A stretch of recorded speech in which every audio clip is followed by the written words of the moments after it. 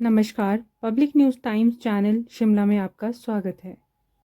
भाटिया ने शिमला में पत्रकार वार्ता की जिसमें कांग्रेस के कार्यकाल को लेकर उन्होंने सवाल उठाए। कांग्रेस पार्टी पर भी कई सवाल उठाए, पार्टी की कार्यकाल को निकम्मा बता दिया और कई अन्य सवाल भी उठाए। 2 साल के जश्न को लेकर भी उन्होंने सवाल उठाए। इसे कैसे देखते हैं?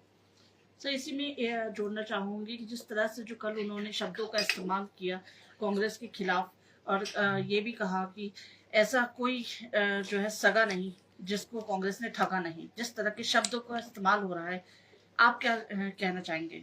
पहली बात तो ये कहना चाहूँगा कि भाजपा के पास इतने घबरा गए हैं, हमारे जो 2 साल की कामयाबी को देखकर इनको दिल्ली से प्रवक्ता बनाने की आदत पड़ गई। गौरव भाटिया आप जानते हैं, जो ये गोदी मीडिया के चैनलों पे हमेशा होते हैं, हमेशा जो है ऐसी बातें करते हैं, संकीर्ण सोच को रखते हैं, हर बात को जो है ट्विस्ट करते हैं और असलियत से हमेशा दूर रहते हैं। तो इनके कहने पर हम जो है खास अहमियत नहीं देते और जो शब्द इन्होंने प्रयोग किए हैं वो शब्द जो है इनकी जो है मानसिकता का परिचय है। और जहाँ तक ये हिमाचल में आकर हिमाचल के लोगों को भड़काने की कोशिश कर रहे हैं और अगर इनको लगता है कि कांग्रेस पार्टी ने 2 साल के अंदर कांग्रेस की सरकार ने अगर कोई काम नहीं किया है तो ये बताए ना, खाली एक स्वीपिंग स्टेटमेंट देते हैं। जयराम जी भी यही करते हैं, इनके नेता भी यही करते हैं कि कांग्रेस ने कोई गारंटियां पूरी नहीं की। हम बार बार ये पूछ रहे हैं, ये ओपीएस को कहाँ भूल गए? ये क्यों नहीं बोलते कि ओपीएस के बारे में एक शब्द नहीं बोलते? जयराम के टाइम में ओपीएस को लेकर 1 लाख से ज्यादा कर्मचारी जो है मंडी से शिमला तक बाय रोड आए, हिमाचल विधानसभा का घेराव हुआ। उस बात को ये नहीं कहते हमने बड़ी गारंटी पूरी की, पूरी ओपीएस लागू कर दिया।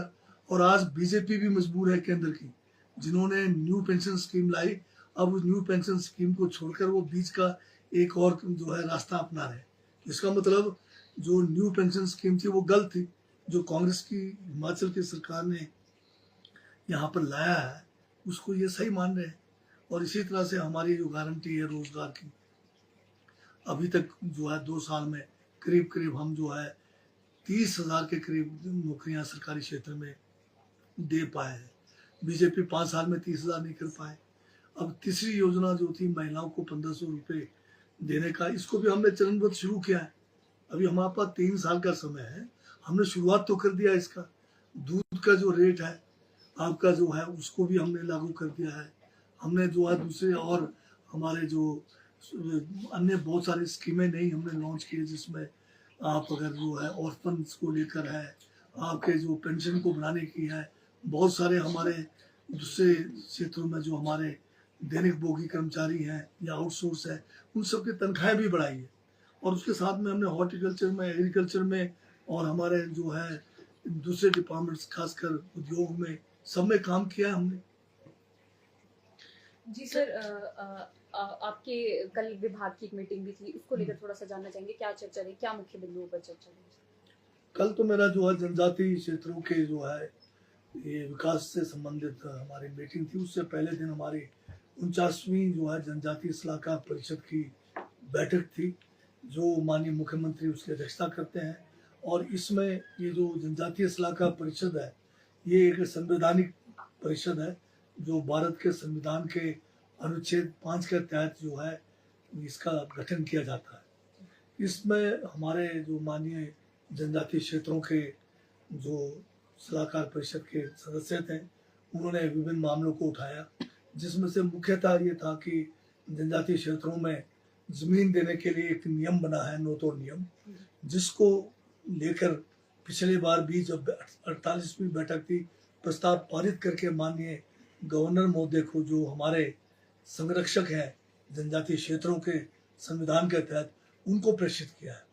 परंतु अफसोस की बात है, अब साल करीब 2 साल से ऊपर होने जा रहा है, गवर्नर साहब ने अभी तक उसकी स्वीकृति नहीं दी। जबकि इससे पूर्व में 2 गवर्नरों ने, जिनमें इनके पूर्व गवर्नर और उससे पहले 2014 में जो लेडी गवर्नर थी, उन्होंने भी मतलब ये स्वीकृति देकर नो तोड़ का रास्ता खोला था। तो ये बहुत एक ज्वलंत मुद्दा था। और कल फिर जो है उसके बाद के जो और अलग से एक इंटरनल बैठक जो है हमने जनजातीय क्षेत्रों का लिया, जिसमें पीडब्ल्यूडी महकमा, जिसमें जल शक्ति और दूसरे हमारे एडमिनिस्ट्रेटिव जो हमारे एडीसी है, डीसीज हैं और एसडीएम्स हैं, उनके साथ बैठक करके किस जगह पे हमें जो है विकास की गति को तेजी प्रदान करना है, प्रशासनिक लेवल पर कहीं कोई कठिनाइयाँ है, उन सब पे विचार विमर्श हुआ। जी सर, हाल ही में भाजपा में गए सुधीर शर्मा कांग्रेस पर लगातार कई तरह के आरोप लगा रहे हैं। हर मामले में वो अपनी टिप्पणियां भी करते नजर आ रहे हैं। आप कैसे देखते हैं सर? जश्न के कार्यक्रम को लेकर भी उन्होंने लगातार टिप्पणी की, आप कैसे देखते हैं? अब जो पार्टी से दल बदल के चला गया है वो हमारी तारीफ तो नहीं करेंगे ना, उनसे तो यही उम्मीद करेंगे जहाँ गए हैं उसी की तारीफ करेंगे। तो कोई नई बात नहीं है, ये सभी करते हैं और सुधीर भी वही कर रहे हैं। धन्यवाद। रोजाना ताज़ा खबरों के लिए जुड़े रहें public news times channel Shimla के साथ सभी सोशल मीडिया प्लेटफॉर्म पर। हमारे चैनल को लाइक, शेयर और सब्सक्राइब करें।